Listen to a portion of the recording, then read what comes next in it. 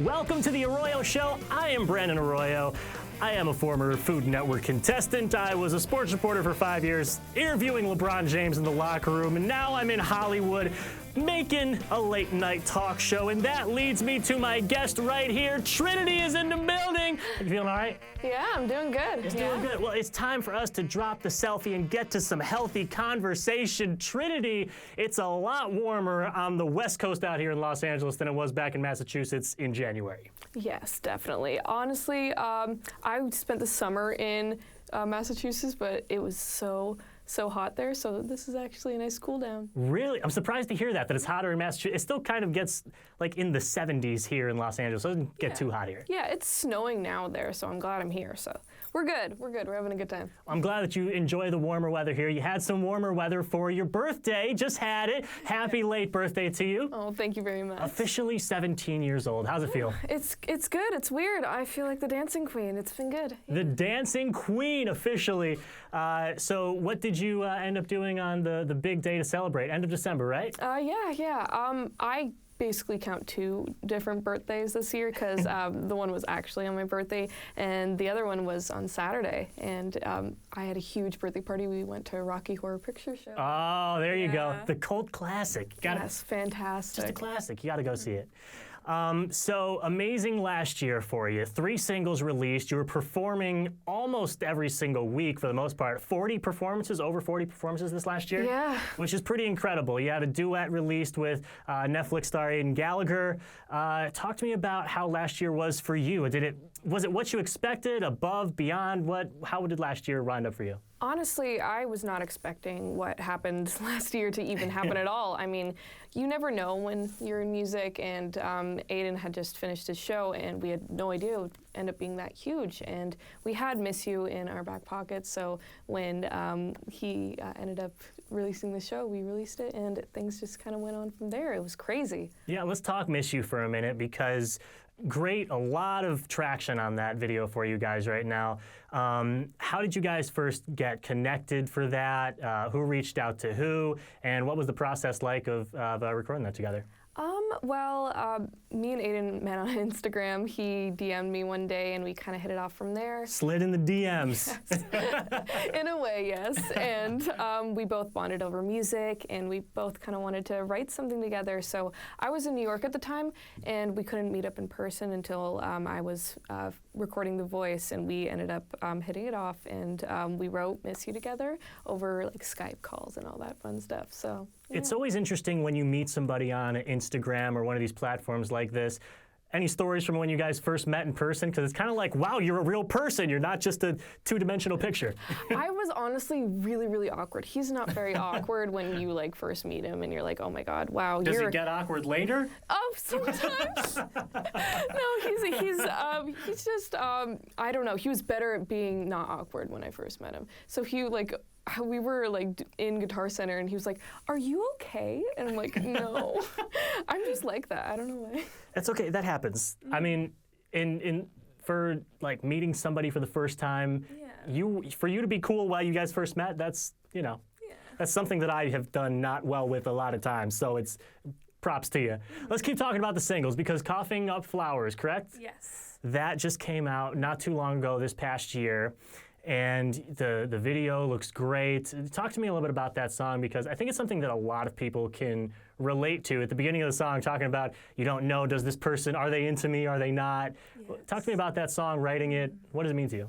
Well, Coughing Up Flowers came from this concept I found online. I was just obsessed with this thing called Hanahaki disease. It's not a real disease, thank goodness, but it's basically when you have unrequited love, your lungs fill up with flowers and you cough them up. So that's basically where I was like, oh my gosh, I need to write about this. So I wrote it with like 2 other people, and I started the opening progression with this guy, Andrew Dixon, who I did a few versions of production with him until I moved on to like a few other producers. And I wrote the other part of it with Casey Malinick. He wrote the lyrics and the melody with me, and we kind of fell into this thing of like, maybe it's like you're not sure if you're feeling the same way, and it's like not surely like, oh, this is totally hopeless. It's more like, maybe something's happening, which we explore that more in the music video, where it's like, oh, at the end it's like, maybe he does come back, or maybe it's like a dream or just like something that isn't really happening. So I don't know. It can be interpreted in a lot of different ways. When you look back on that, is it like a very fond memory for you? I would assume that that was always going to be a special music video for you, being one of the very first, and being in a year that really your life became about music for the last year. Exactly. I worked with Bryce Xavier, who was fantastic on set, honestly. He had so many ideas, he helped me out so much, and I was just like putting flowers in my mouth, and he was like, I'll help you. It was great, honestly. I couldn't have asked for a better person to do it with. And a song that you were able to see from the beginning of it till the end, obviously they're still performing it in the future, but the creation of the song, what does the process look like for you when you're writing out music? Is there a special spot you like to go to? Do you throw your headphones on? Do you tell people, leave me alone? Are you someone that likes to have other people around while you're writing? Oh, well, honestly, it really depends. I love co-writing with other people, which is where Coughing Up Flowers came from, but I also like adore writing on my own. When I write on my own, I'm always like in my room, just sitting down with my guitar, like hoping for like a melody to come out. Or I wrote a song in Berkeley where I was in the cafeteria and I'm like, and I'm like, what the hell is that? and then I'm like, oh my God, this is a song. And I started writing it down on my phone, and then I ran to my room and finished writing it in like an hour or so. This is not something that's brand new to you. You've been in the game for music for a little while now. You were the youngest person to ever compete on The Voice. Can you take me back to the day when you went there? Who was with you? What was going through your mind that morning? 13 years old, that's got to be a lot of pressure. Definite. Oh my gosh, I'm just like remembering right now. I'm like, Vietnam War flash. Just hit Trinity right now. Oh my gosh. Yeah, so I was really young. I was 13 years old, and when you're on The Voice, it's like you are called the day before, like the night before you're told that you're going the next morning or the next afternoon. And they called my name, and it was like the fourth day. And we woke up and we were like, oh my gosh, and then we got bussed over, and my sister, my dad, my brother, my mom was with me the entire time, but they came along with my music teacher. Shout out to Joe in the house right now. Yeah, Mom, we love you.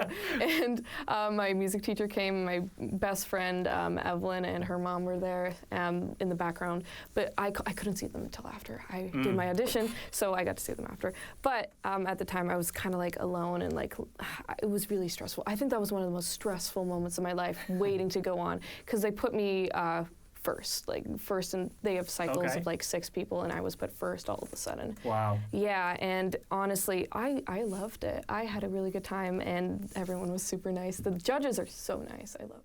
I always like to tell people that things when you're at the set are a little bit different than when you're watching from at home. Yes. For the Food Network show that I was on, my judge would come up behind me while we were cooking and say, you know you're not going to finish that dish, right? And then just walk away. So that wasn't exactly the most encouraging stuff to hear all the time on Food Network. For you, what is something that the casual viewer might be surprised is different when you're there performing versus when they're watching it on TV? Obviously a lot longer, I'd imagine. Oh yeah, no, there's like, you get to see it all backstage, which of course you don't see during the show. Also, you're really close with all the other contestants. They do not show the relationships with other contestants.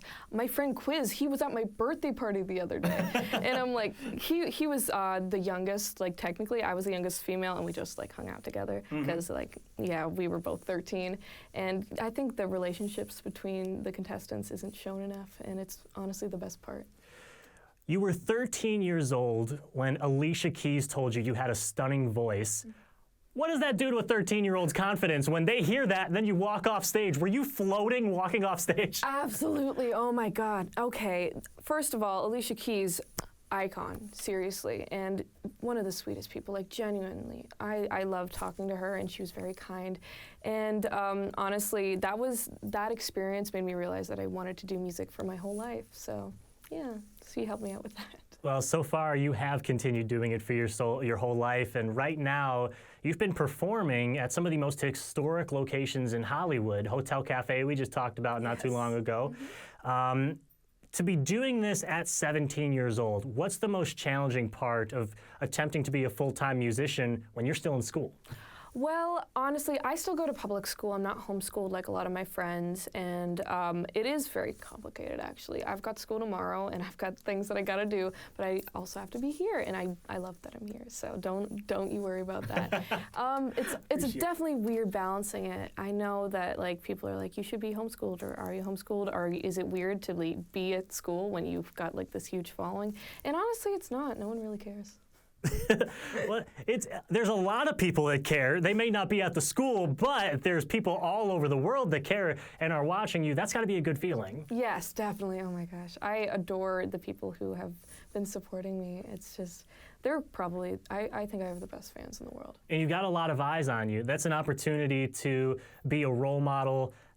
Is that something that you are aware of? Just, okay, if I post this, I got to make sure there could be 7-year-olds that look up to me that are going to be seeing it. Yes, I take that extremely seriously. I do a live every Sunday, and I talk to them personally, and I make sure I don't swear. I accidentally do sometimes, but I always make sure that I'm very careful with them, and I want them to be part of my life as much as I am part of theirs. So. Well, we're officially in 2020. You have a whole new year to be a part of their lives. What do we have coming up on the horizon for Trinity in 2020? Well, I've been doing a lot of recording and a lot of sessions with different DJs. Like I've been exploring a lot of different music that I didn't explore before as I'm getting older. It's a huge world out there. So yeah, it's been fun working. And there's plenty of things for you to go and explore. And I know we have great things coming up for you within the next year. If you were able to leave your fans with one word of advice as they are starting their 2020, perhaps there's some young musicians looking at you that say, I wish there was some advice we could get from Trinity. What is it that you would tell your fans? Honestly, as much as you want to give to other people, always try to give to yourself. It's very exhausting trying to constantly give to other people, because I do love you guys very much, and I'm so happy that you give me all the support. But when if you're unsure of yourself, always give yourself special attention, because you'll always have yourself. So just be confident. I don't think it could have been said any better. Guys, she is Trinity. Make sure you check out all of her social media accounts. They will be linked in the description below. And check out where she's going to be on tour. If you're in here in Los Angeles, go check her out. So thank you so much for hanging out with us today. I appreciate it.